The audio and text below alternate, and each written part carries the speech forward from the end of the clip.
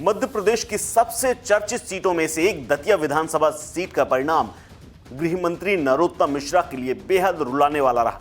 एक तरफ जहां उनकी पार्टी छत्तीसगढ़, मध्य प्रदेश और राजस्थान की जीत का जश्न मना रही थी, कार्यकर्ता एक दूसरे को मिठाई खिला रहे थे और मिठाई बांट रहे थे।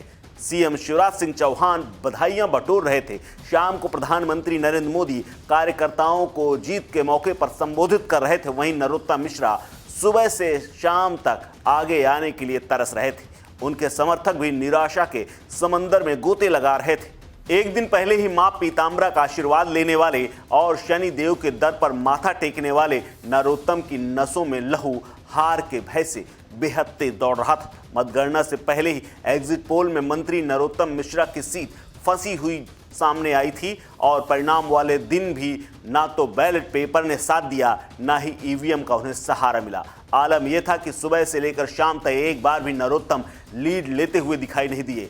यहां तक तो फिर भी ठीक था, लेकिन बराबरी करना भी उनके लिए मुश्किल था। कांग्रेस पार्टी के राजेंद्र भारती शुरू से ही उनसे आगे चलते रहे और बाद में उन्हें जीत हासिल हुई। ये वही राजेंद्र भारती हैं जिन्हें हर चुनाव में नरोत्तम मिश्रा दतिया में पहले कई बार हरा चुके हैं। हालांकि साल 2018 में उनके बीच का फासला सिर्फ 2500 से कुछ वोटों का ज़्यादा था, जिसे राजेंद्र भारती ने अब की बार जीत के साथ नरोत्तम मिश्रा का रिकॉर्ड बनने से रोक दिया है।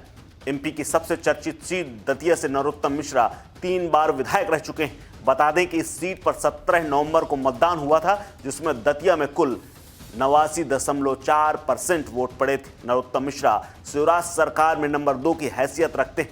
नरोत्तम की हार से उनकी भूमिका और शिवराज के लक्ष्मण की जगह खाली होती दिख रही है। जैसे यूपी में केशव प्रसाद मौर्य डिप्टी सीएम होते हुए भी कौशाम्बी की सिराथू सीट से चुनाव हार गए थे। सपा प्रत्याशी पल्लवी पटेल ने जीत हासिल की थी। यहां भी हार के बाद भी नरोत्तम मिश्रा मंत्री बन जाएं तो कोई बड़ी बात नहीं होगी, लेकिन उनके विरोधियों को कद छोटा करने का मौका जरूर मिल गया। पिछली बार भी इन दोनों नेताओं के बीच क्लोज फाइट हुई थी।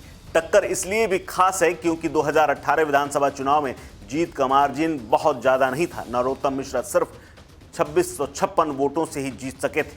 उस चुनाव में भी राजेंद्र भारती ने ही उन्हें चुनौती दी थी। 2013 में नरोत्तम मिश्रा के सामने तब भी राजेंद्र भारती ही थे।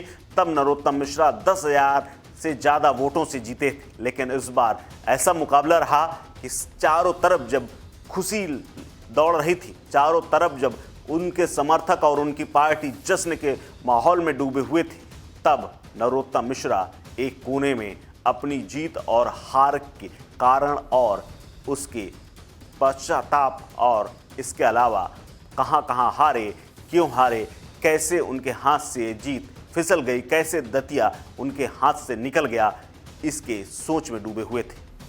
इस खबर में फिलहाल इतना ही। अपडेट्स के लिए बने रहिए वन इंडिया हिंदी के साथ। नमस्कार।